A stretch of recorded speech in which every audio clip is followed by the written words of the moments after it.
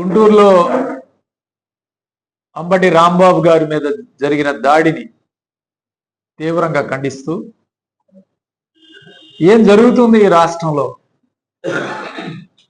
ఒక రావణ కాష్ట, ఒక ఆటవిక రాజ్యం ఈరోజు పరిపాలిస్తాం.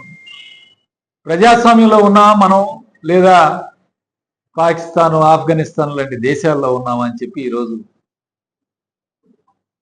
ప్రజలందరూ కూడా విస్తుపోయే కార్యక్రమం. 2000 మంది జనాభాతో ఇంట్లోకి ప్రవేశించి ఇంట్లో ఉన్న వస్తువులన్నింటినీ కూడా విరగొట్టి పగలగొట్టి, కొంతమంది అక్కడ వైఎస్ఆర్ కాంగ్రెస్ పార్టీ కార్యకర్తలు ఉంటే వాళ్ళను కొట్టి, ఆఖరికి రాంబాబు గారిని కూడా మ్యాన్ హ్యాండిల్ చేయడం జరిగింది. ఆఫీసు తగలబెట్టే కార్యక్రమం చేయడం, కార్లు తగలబెట్టే కార్యక్రమం చేయడం. పోలీసులు ఏం చేస్తున్నారు? ఏం చూస్తున్నారు? వాళ్ళు చూస్తూ మీరు చేయండి చేయండి అని చెప్పి పక్కకు వెళ్ళే కార్యక్రమం. ఉపయోగం ఏముంది పోలీసులు ఇవాళ ఒక రక్షణ కల్పించకుండా?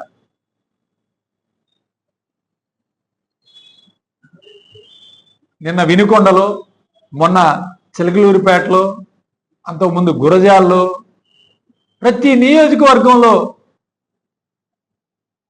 ఆటవిక రాజ్యం, రాక్షస పరిపాలన, ఇంత దారుణంగా పరిపాలిస్తున్న కూటమి ప్రజలు ఒకటే చెప్తా ఉన్నాం, దయచేసి కేంద్ర ప్రభుత్వం దృష్టి పెట్టాలి, ఈ యొక్క సంఘటనల మీద విచారించాలి. అసలు దీనికి అంతటికీ కారణం, నిన్న జరగడానికి అంతటి కారణం రాంబాబు గారు ఏదైతే పార్టీ ఆదేశాల మేరకు గుడిలో పూజలు చేసుకొని తిరిగి వస్తుండగా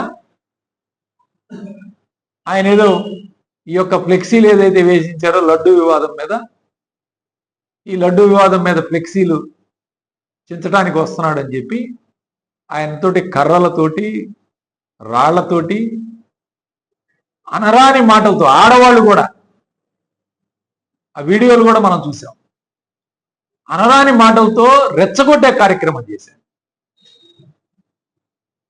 కారు మీద దాడి చేయడం, 100 మంది వెళ్ళి. అసలు ఇదంతా కూడా పోలీసుల వైఫల్యం అని ఈరోజు చెప్తా ఉన్నాం. ఎస్, మీకు అక్కడ తెలుగుదేశం వాళ్ళు ఉన్నారు, ఆయన్ని డైవర్ట్ చేసి వేరే రూట్లో తీసుకువెళ్లాల్సింది కదా. మీరు ఇక్కడే ఉండి ఆయన చూస్తూ, ఇదంతా కూడా చూస్తూ ఆయన అదే రూట్లో పంపించడం పోలీసు వారి పూర్తి వైఫల్యం అని చెప్పి ఈరోజు చెప్తాం.